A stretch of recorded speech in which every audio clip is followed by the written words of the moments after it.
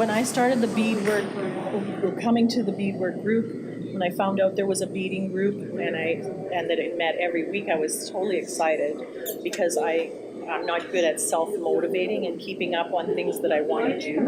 And right about the same time, we all were together in the room and we decided to have a name for ourselves because we were doing a little bit of fundraising to provide free beading supplies. So part of the lure of our group is that if you're poor or if you just want to try it, you don't want to invest a lot of money, there's supplies that are free. And so when we started doing a little fundraising, we thought we need a name. And traditionally, the Métis people were called the Flower Beadwork people by other natives. So when the Métis women started producing these fabulous floral beadwork, everybody wanted it. The traders wanted it, the voyageurs wanted it, the fur traders and their bosses it was a highly sought after item, and other tribes around the Red River Valley traded with the Métis for it because they wanted the flower beadwork.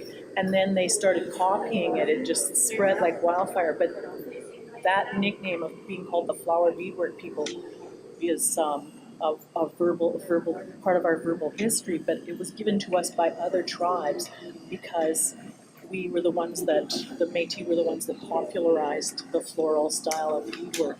And it's so murky when you try and pin down with historical accuracy and dates because so many of the traders would trade it away as being, say, if my mother's family was Cree, they would trade it away as Cree beadwork because as soon as the beadwork got, if it was going back to England or if it was going to the East Coast, like New York, the Eastern Seaboard, it would be worth more if it was by a pure savage, not a half-breed, a pure savage. So they didn't understand what Métis were and that the history behind us. So for many years, the Métis beadwork was being traded away, disguised as not being half-breed beadwork, but as being from the tribes. So there's just tons of Métis beadwork in museums that nowadays the curators are going back through their collections and trying to identify items that, because of the way they entered the system and where they came from, may have been in fact Métis beadwork rather than Ojibwe or Assiniboine or Sioux even. Oh, amazing. So that's why we chose the name the Flower Beadwork people. And here at the Beading Group, we try to teach people just the traditions that go into Métis beadwork, the stylistic elements, what's common, what's popular now, what was popular 100 years ago, I like to bring up what was popular even 200 years ago when it was first starting out. But we have Janine, whose mother has been beading, and she has a tradition. Her beadwork is you can see that it comes out of the tradition of 100 years ago. You can see the style elements still there that she uses that are still retained, and it's just a living line passed right down, which is, I think, part of what makes people very excited about learning beadwork, because my grandma did it, and her grandma did it, and their grandma did it, and it goes right back to the first Métis. It's kind of a living tradition. It's the same way I feel about the capots, that one of my great-grandparents had a capot in their closet. And now today I wear a capot and I just feel like I'm touching the past. So the aim of the program is really to revive Métis beadwork, and there's a real thirst for it out there. When we go to events, when we go to festival and we demonstrate beading, when we go to the Métis AGA, people are always saying, "Oh, I'd love to learn beadwork sometime." And it was something I wanted to learn. And so there's a thirst for it in the Métis population and in people who are just the fils, like when they say some people are francophone and some people are francophile, so they love everything about the French culture and language in Manitoba. Well, some people are Métis and some people are Métis-fille. They love everything about the Métis, or maybe they're married to a Métis and they just want to celebrate the culture. So when we have the beadwork group, we're teaching people how to bead. We're supporting them in that basic learning. We're teaching traditional methods, and we're using traditional patterns. We have a big catalog of traditional patterns. And we try to make traditional items like tobacco bags or fire bags or little cases. And I think this is a program that really reflects indigeneity in education, because the way people learned in the past was the way you learn in a family, the way you learned on a farm, the way you learned in a much more organic system, where you had to sort of learn as you're going along. You're doing stuff and you get mentored by relatives and friends, and they add little bits and layers to it. Make something for such and such a friend, bead a little something for them. So it's kind of like you're weaving the strands of the education into the community. So when we all get together here, we all help each other. So I might show someone how to do a certain thing, and then 3 weeks later she might be showing somebody else, and oh, this is a little thing that sometimes the Métis do, or did you know that the iris was used. I heard this story at a conference a couple of years ago. This lady was doing research about the fact that our beadwork early on was traded away without being called Métis or half-breed beadwork. It was being traded away as being pure Ojibwe, pure Cree, pure Assiniboine.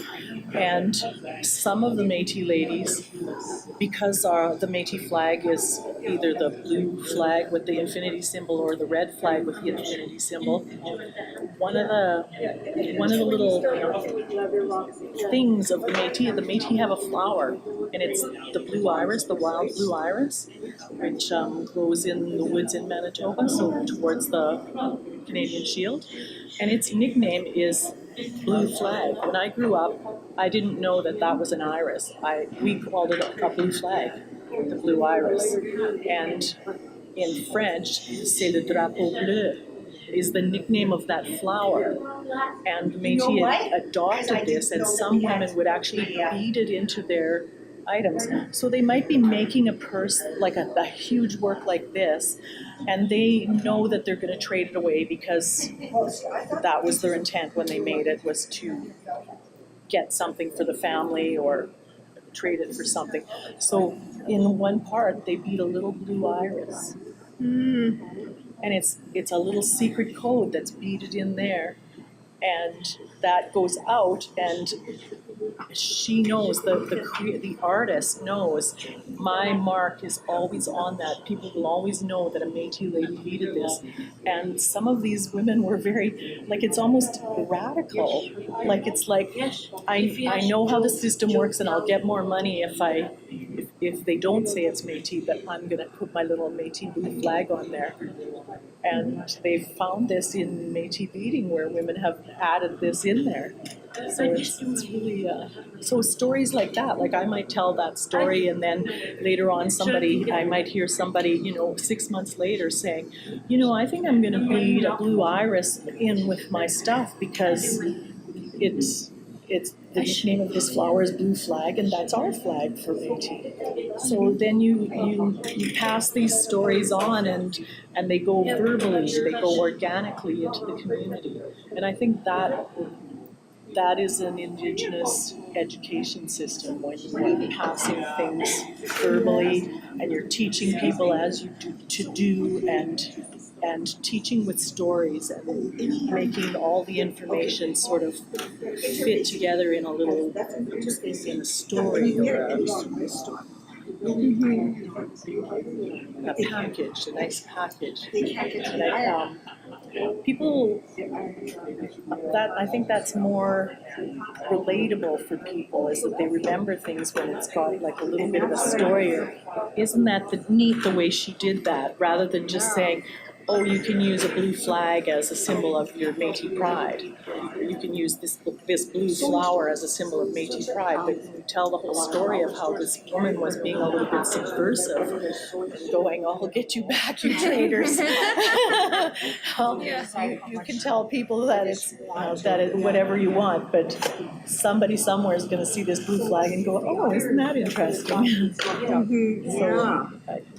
And I think with our bead group, we share so many things. We were just last week. I had ordered some wolfberry necklaces from a lady in Brandon, and Lori just brought them. And then we were all talking about how popular wolfberries used to be for the Métis. It's like a Métis necklace, a natural berry that you pick from the wolf willow. And Lori was telling us how you prepare it, and he's saying, "Oh yeah, next August I'll take you guys out and we'll pick some, whoever wants to come." So these things just bubble up while we're all beating away. Other things bubble up about our Métis culture that maybe you don't know about, or maybe you're interested in learning about. So it's really a great forum for just bringing other things in. I brought. I do my Capot workshop with the beading group to get people who are already in the beading group who might want to wear a Capot. I've come to class and brought a pattern for a ribbon shirt, and I gave it out free to. I tailored it for their size and gave a pattern to about 15 people. And before Christmas, I brought in my quills, and we did quilling on birch bark. We made little ornaments, but they're quilled and they're on birch bark, which is something you don't always. It's harder to get in Winnipeg because we're so far away from the woods where the birch trees grow. So we just break off into a little group, and whoever wants to come over and try it. So I did that for a couple of weeks, and people made necklaces with quills, and they did quilling on birch bark. It was just to rouse their interest and get them exposed to these organic things that are part of our culture, touching the birch bark and feeling it, working with the quills and learning about the porcupine and what the quill really is like. I myself wanted to learn more about quilling, and Janine is a longtime member of the bead group. She's one of our elders who really knows a lot about beading. She's a master beader. And so it's lovely of her to give us this exposure to some quilling techniques. So we do share lots of things, just come up while we're sharing in the circle, and people try things and they tell you about them. Like, everybody likes to show their work. This is what I'm working on, or you're just taking a break from whatever you're working on. You go around and see what everybody else is doing. Somebody might have just a cool little pattern or something. Someone tries to make a different kind of purse or a different bag.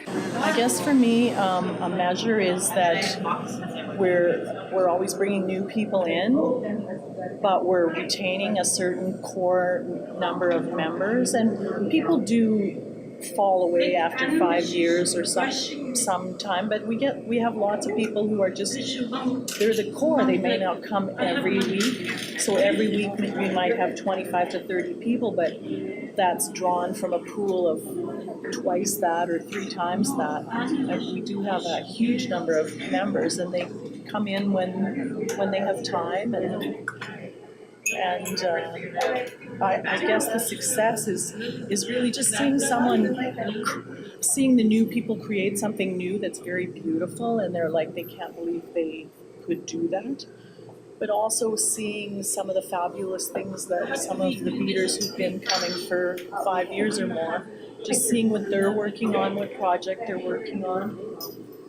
and exploring things together. Last year, we people from the bead group scraped a buffalo hide and processed the hide entirely, tanned it, and it was such a neat thing to do, to just feel so in touch with our history and to do something that this is the way people used to do it 200 years ago. We're going to do it exactly the same. We're going to do it with all these friends from beadwork who already share this passion for our culture and for things, for traditional things. And it was just such a neat thing to do. And we're also proud of that buffalo skin that they're displaying on the upstairs. And it's mostly like the sheer sweat work of some of the members of the bead group. It's amazing. So I think part of the success is that little extra that we're not just doing beading and we're not just grinding our noses on a beading grindstone. That it's kind of an organism, and it bends and flexes and moves. So we are continually beading, but we always bring in other elements. I believe that Indigenous education,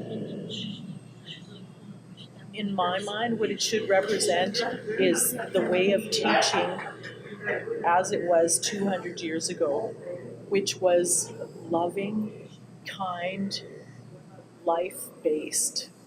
So people were taught things by the people around them. People who had knowledge were valued and respected for their knowledge. And if you wanted to learn something, you would make a connection with that person, but they would also teach you with the community and through the community, so that you're not sitting in a school learning, you're being mentored. And when I think some of the elements that are different about Indigenous education is the storytelling essence and the connectivity of everything. In an Indigenous belief system, everything is connected. We're connected to everything. We're related to the rocks, we're related to the trees and the animals. They're all our brothers, our cousins. The very rocks that make the earth are our grandparents, and they all have something to teach us. And when you start to think of education being that the whole world is here to teach us something and that it takes care of us, you're also reflecting back an implication that the receiver of education has a burden or an onus that they should also be giving something back. They should be taking care of the earth that takes care of them. They should be taking care of the people that take care of them. And that we should have more respect for knowledge, because so much of it is not based on a fact-based. Its value isn't in the fact. The fact actually can lose a lot of meaning by just being stripped and presented bare and nude. And people who are teaching math know that. They know that if you tell a little kid a story about watermelons and another kid has no watermelons and how many watermelons goes into two kids, that you have a kid who's engaged in math and he's engaged in what he can do with this tool and how it can be used. And so I believe that that's what Indigenous education really implies, is that we're talking about a system that supports learning, but also breeds respect and caring for the world and for others, and for what education can do for us, and how it can make us all better. I guess I'd like to see, I'd like to mentor other people in the group to do what I do, which is to nurture my interests and bring them to Bead Group and expose other people to more roundness of our culture, so that they're not just learning about beading, they're learning about other artistic aspects, and to stimulate people to think a little bit why why the artistic aspects of culture can be so important, what it means to wear your heritage, what so that people can learn that you can have fashion and you can have wearable art, and they give you two very different feelings, and they feed two different beasts. Fashion can be a cruel master. It can be a bully. It can be wasteful. It can be exploitive. But wearable art that is based on our traditional cultures is a celebration. It's about the best of what's inside us. And not everybody wants to wear their traditions like that, but this is one way of exploring our traditions, is to find ways to weave them back into the weft of the community, into the threads of our lives, so that it's not just something you hang on the wall and go past a million times and not see after a while. It's about throwing on that little turtle earring now and then and having somebody notice it and go, do you like turtles, or are you indigenous? And gets a conversation going that has meaning. I struggle to see, in a world where everybody wants everything measured and weighed and bought and paid for, to see how we can remind them that there is another system. Not saying just throw away the systems we have and go back to these old systems, but saying they can coexist and they can add to each other and enrich us. So when you use an indigeneity in education, you're enriching the education system, and you're bringing meaning into areas where sometimes there's very little meaning and there's a lot of bleakness. There's a lot of people out there that are much happier knowing that we have a rich and vibrant country, rather than just thinking no one cares, everybody's busy doing their own thing. So I guess what I would like to see in the future is more respect for the Indigenous way of looking at the world and teaching the world. But at the same time, I don't think that it should be in opposition to what already exists. I think there's a lot of coexistence that can happen. I guess I find it hard to get the message out to the Métis public, to connect. In some ways, it's odd because with being a French Métis, I can put a notice in La Liberté in the French newspaper, and lots of Francophone Métis will see that. But there isn't an equivalent that I can put in to get just Joe Métis or Jane Métis. There really isn't. We don't have.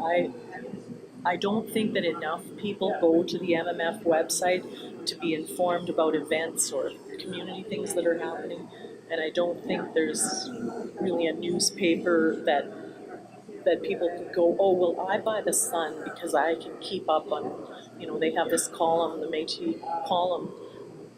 I think that that's one thing that we're seriously lacking in the community. I feel it all the time when I'm trying to get information out. The bead group, trying to recruit new people, and we want everyone to come. I know people who are in their 20s who are interested in beading, and they go, well, if I only had time, I would come. And then I know people who are working and their kids are a little bit older and now they have time to come, and sometimes just finding them and letting them know, there's a beadwork group, and it's downtown and it's free and drop in, and it's easy going. You don't have to buy anything or sign up for anything. So I think, it's something that's the thing that I don't know, is how to get the word out, how we can communicate. communicate with each other better.